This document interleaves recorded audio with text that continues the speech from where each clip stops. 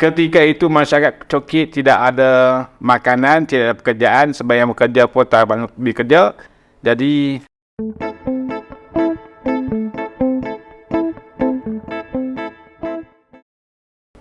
Assalamualaikum warahmatullahi wabarakatuh. Bersama saya Zaimah Ali dalam Amal Podcast. Semua mahu beramal. Siapa yang nak beramal? Jom kita tonton Amal Podcast pada hari ini. Kita nak berbincang mengenai gelandangan, isu yang sangat-sangat penting, yang mana sebuah NGO yang sangat, orang kata, mengambil berat tentang isu ini.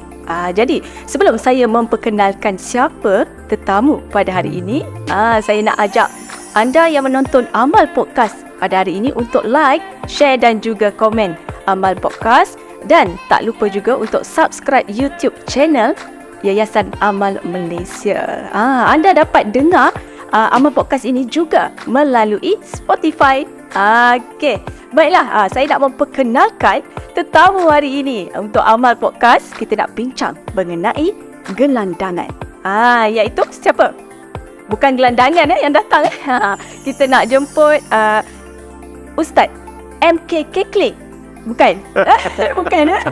MK Azman, Muhammad Khairul Azman, ya? Ya. Okey, boleh perkenalkan diri? Bukan MK Keklik, perkenalkan diri. Okey, Assalamualaikum. Terima kasih kepada Zaimah Ali yang menjemput saya untuk hari per hari.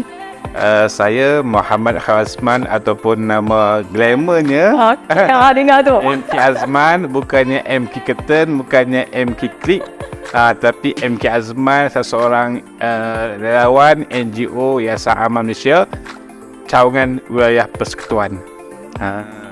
Okay, pengurus besar di Amal Malaysia, cawangan wilayah persekutuan. Baik, Ustaz MK, saya panggil Ustaz MK kan? Okey, boleh.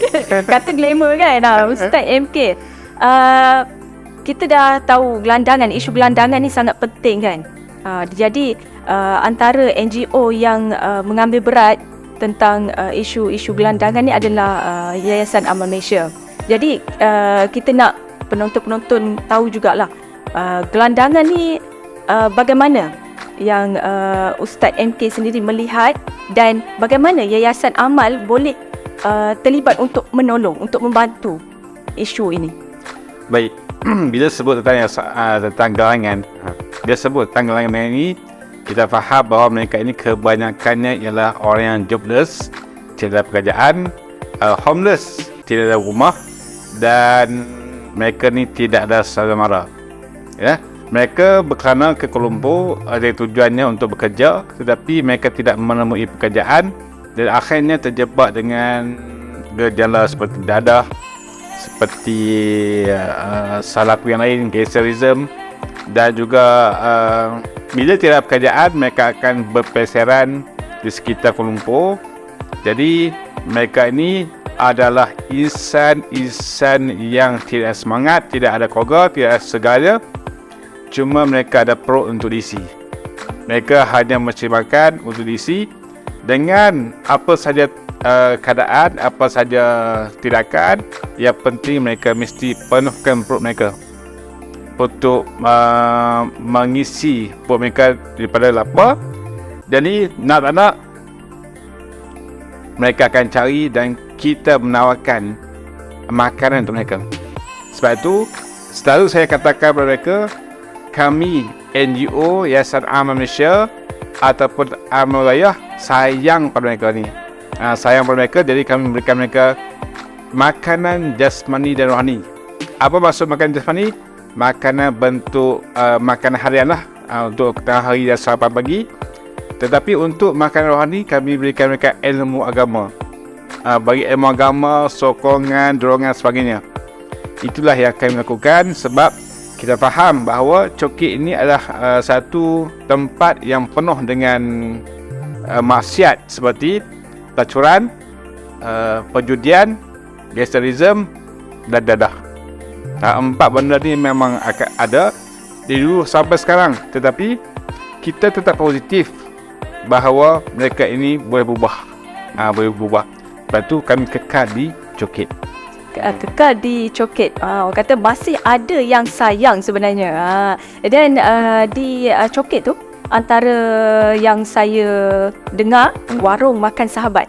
Ya. Okey, kita nak tahu jugalah apa rutin warung makan sahabat ni yang diuruskan oleh Okey, baik. Ustaz. Okey. Warung Makan Sahabat ni ataupun nama pendeknya WMS adalah satu restoran ataupun warung yang dibuka pada September tahun 2020 ketika Malaysia mengalami pandemik COVID-19.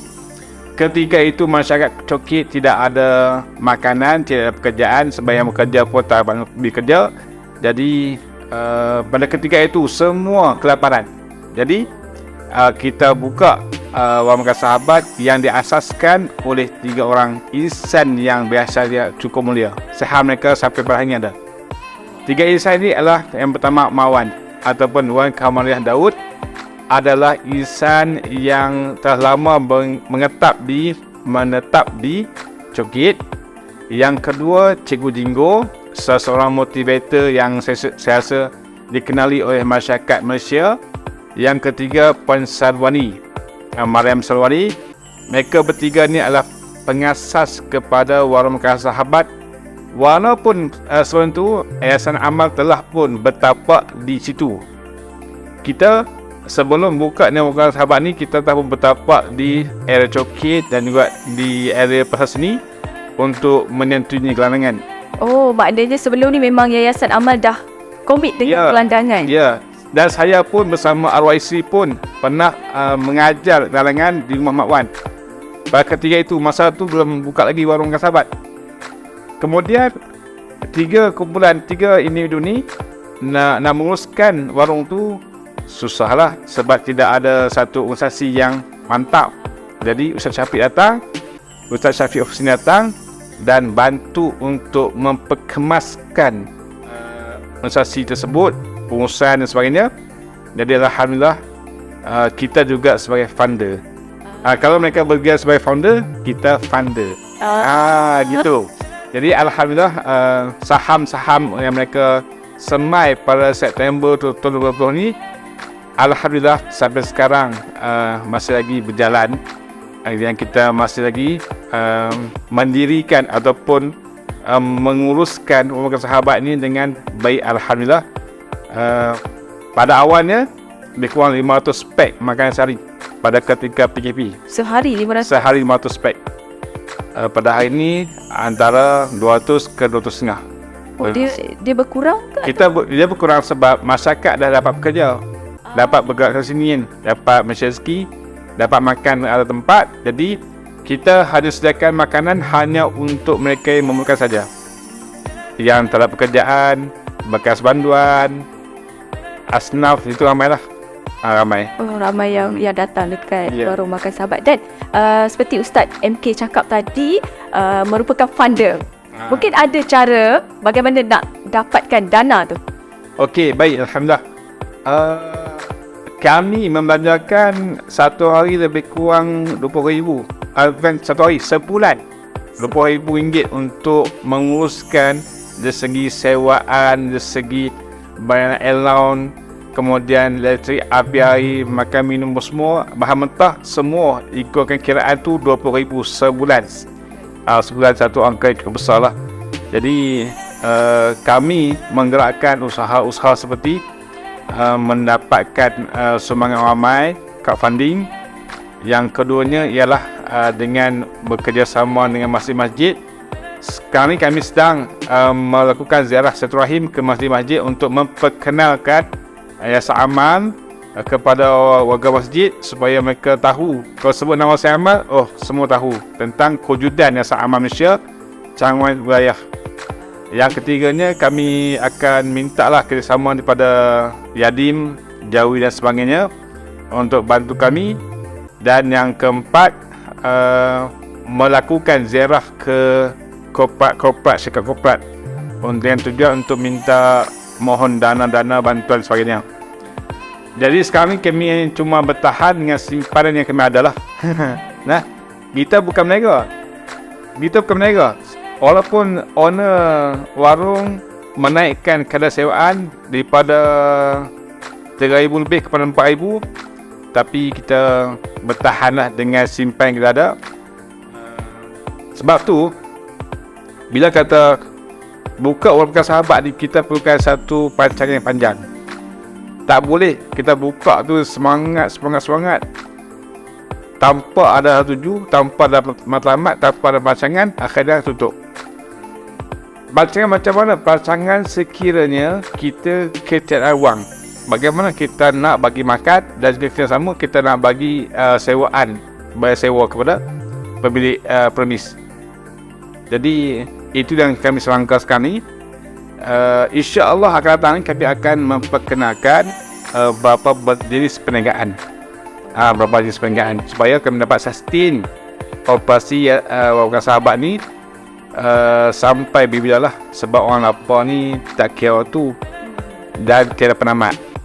Sebab itu lumrah kehidupan manusia, pasti ada yang kaya, pasti ada yang miskin. Jadi orang miskin ni akan sentiasa ada sampai kiamat.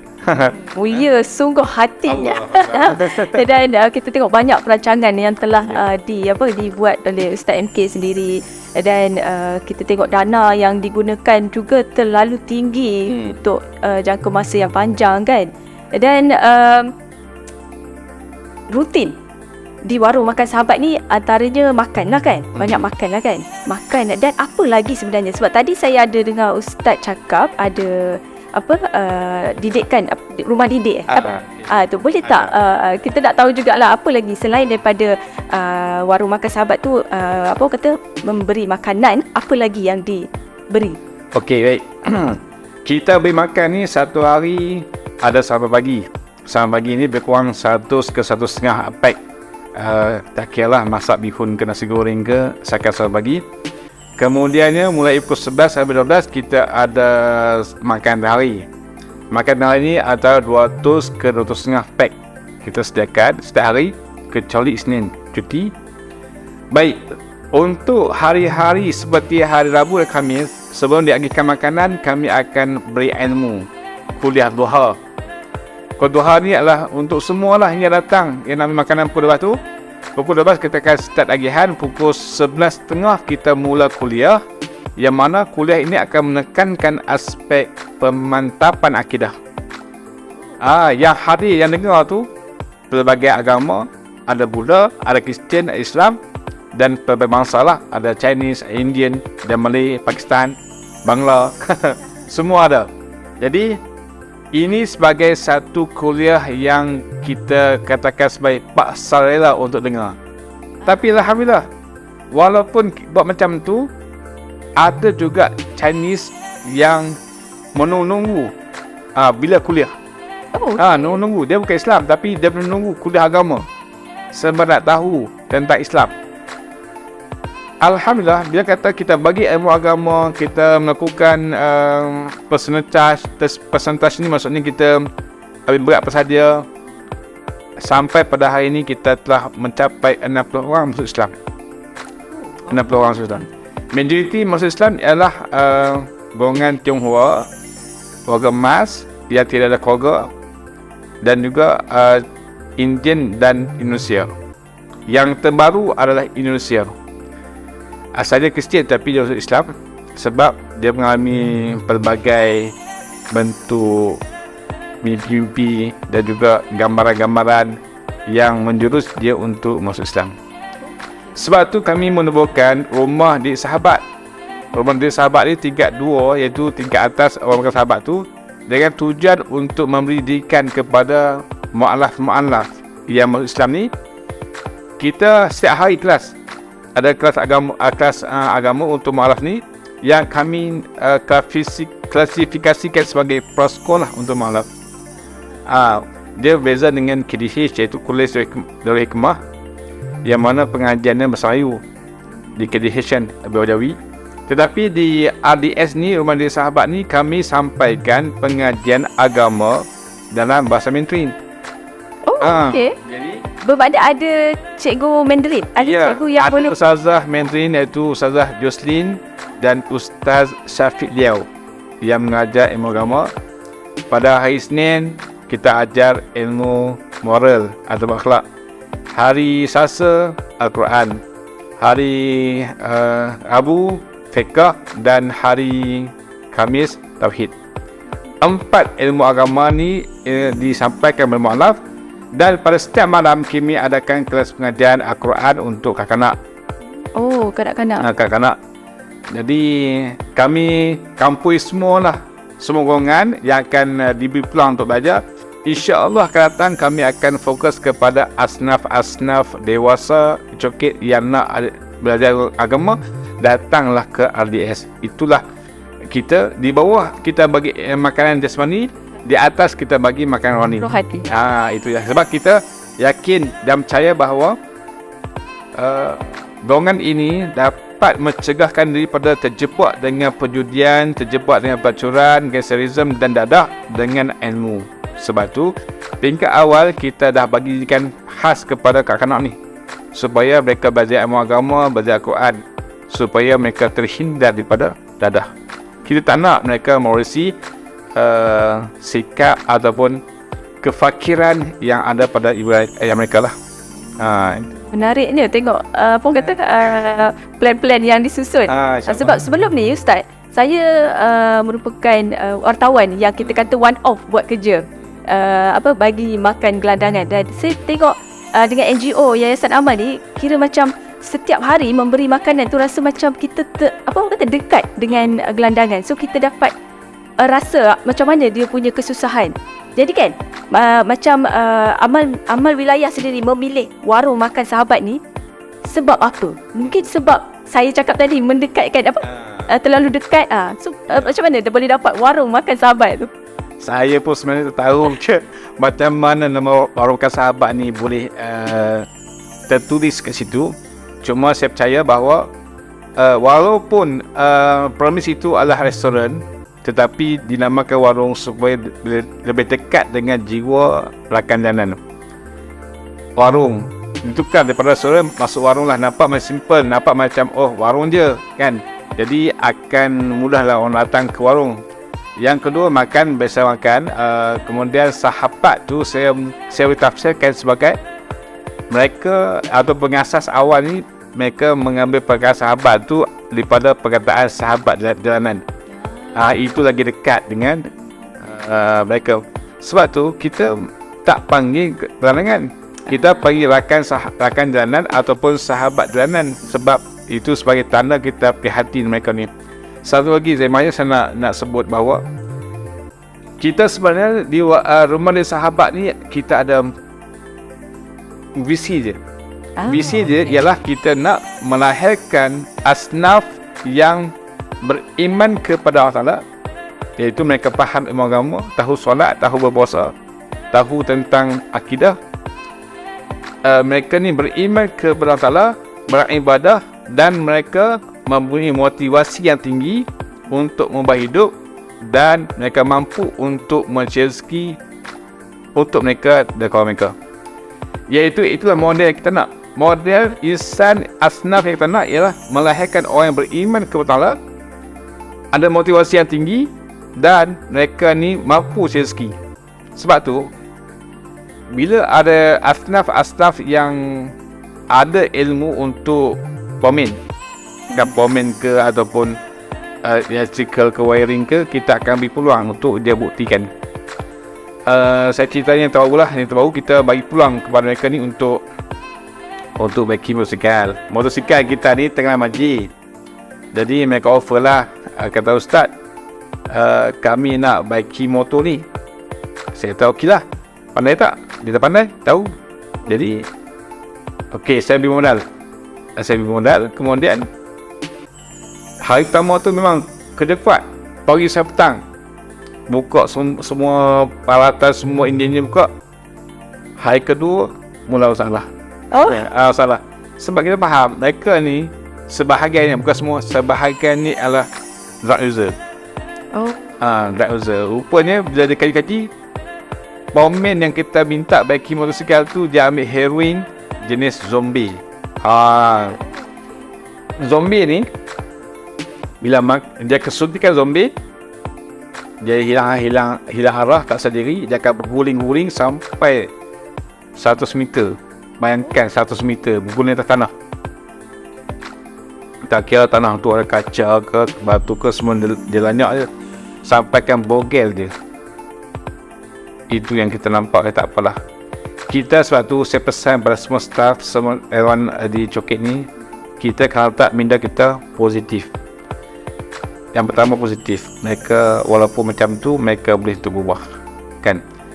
Positif. Yang kedua, kita kena bagi peluang untuk mereka membuktikan mereka boleh.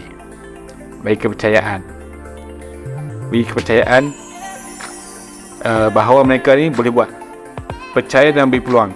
Kadang-kadang kita percaya tapi tak beri peluang, tak juga. Yang kita kena buat ialah kita beri kepercayaan dan peluang untuk dia buktikan. Yang ketiga ialah bagi sokongan. Sokongan boleh buat, beri sokongan. Jangan lu suuzon dia. Memang dia background dia tak usaha, tapi kita jangan bagi suuzon, maksudnya pandang positif, pandang negatif, pandang segong sebagainya. Jangan. Yang keempat, bagi didikan. Kita kena sentiasa bagi didikan supaya mereka sedar tujuan hidup. Sebab tu dalam proses untuk mengembalikan mereka ni kepada kehidupan normal, ialah kita kena bagi motivasi. Sentiasa bagi motivasi. Walaupun bagi saya eksperimen tu gagal, tapi sekurang-kurangnya saya beri peluang kepada mereka untuk berubah.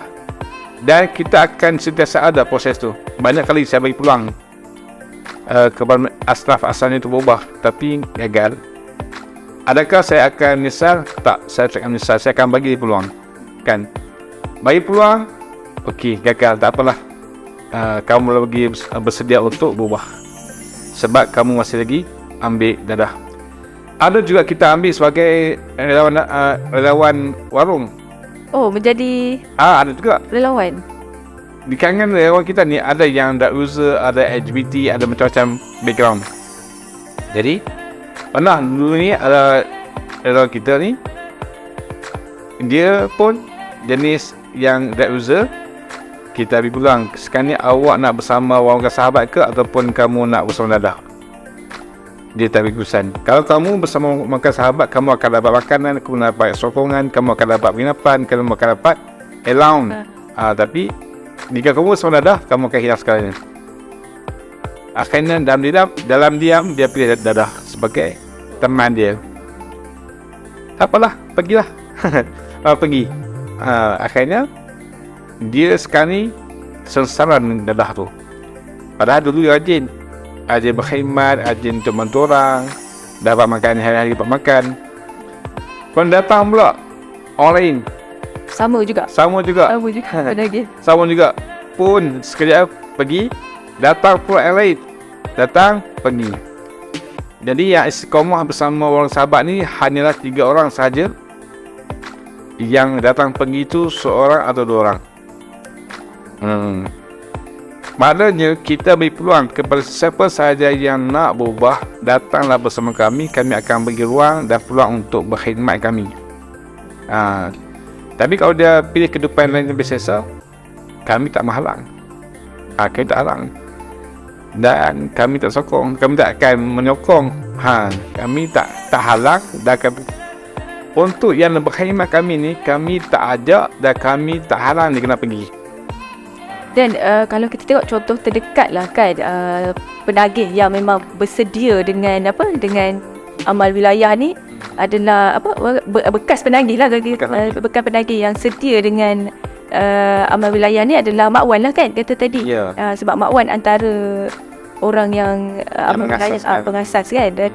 Dan dari situ sebenarnya kalau boleh jadikan satu ikon contoh yang terbaik lah kan. Sebab kita memilih jalan yang mana untuk orang kata kebaikan.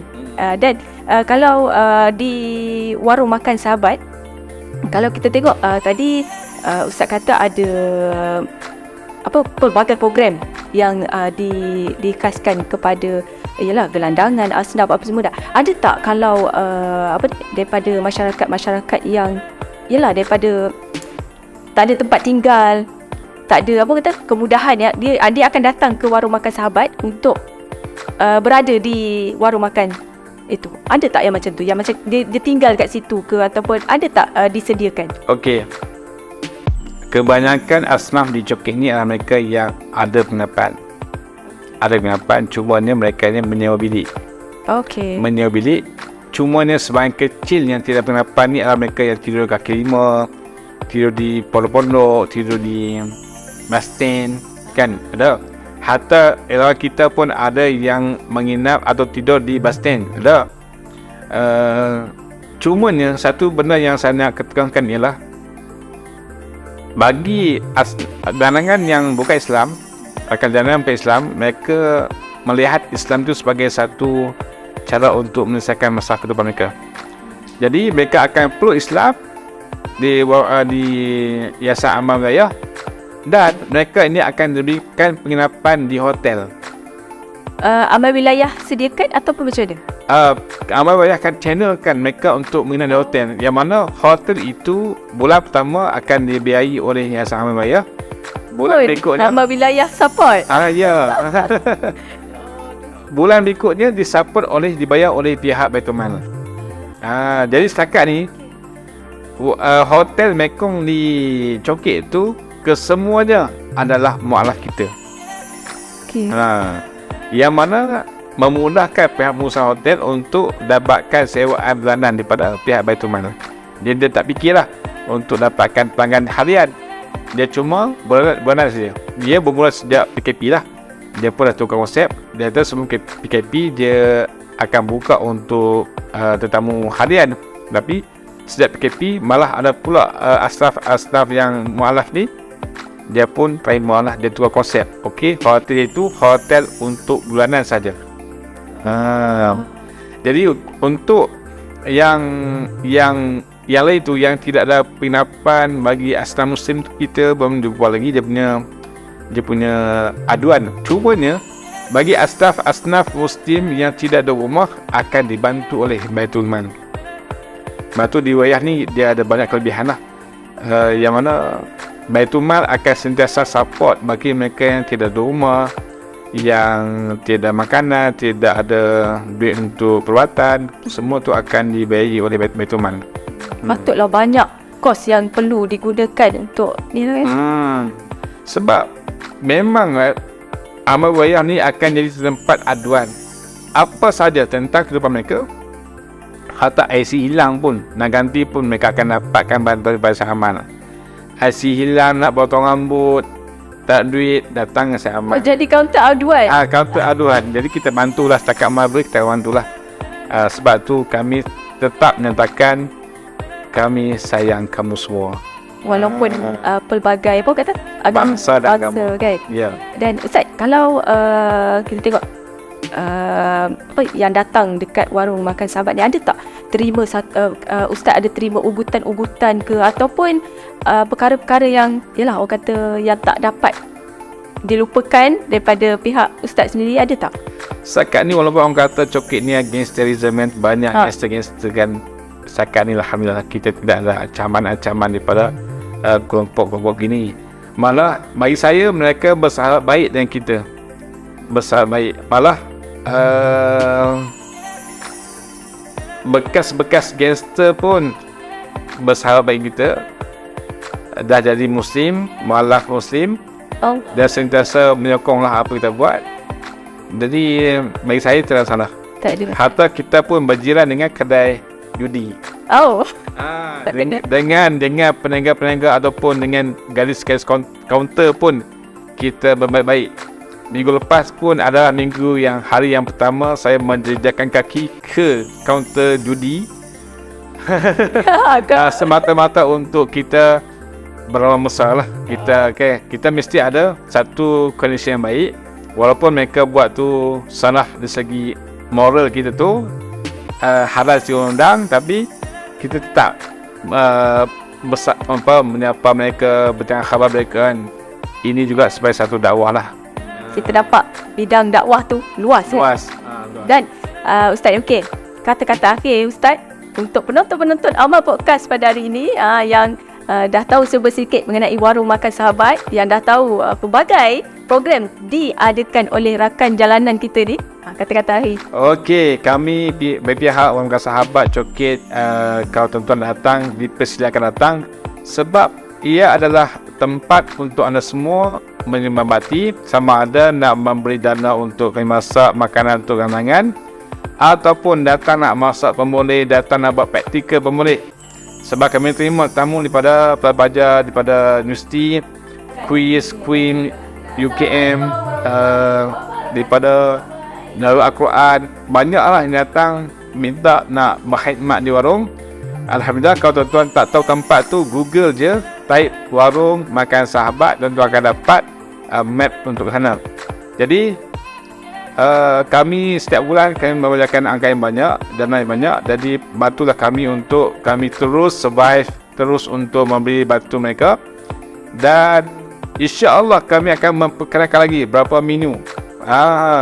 Kalau kerajaan memperkenalkan menu rahmah kepada masyarakat Malaysia, kami akan memperkenalkan satu menu khas kepada pelajar-pelajar universiti. InsyaAllah harga lebih rendah daripada RM5.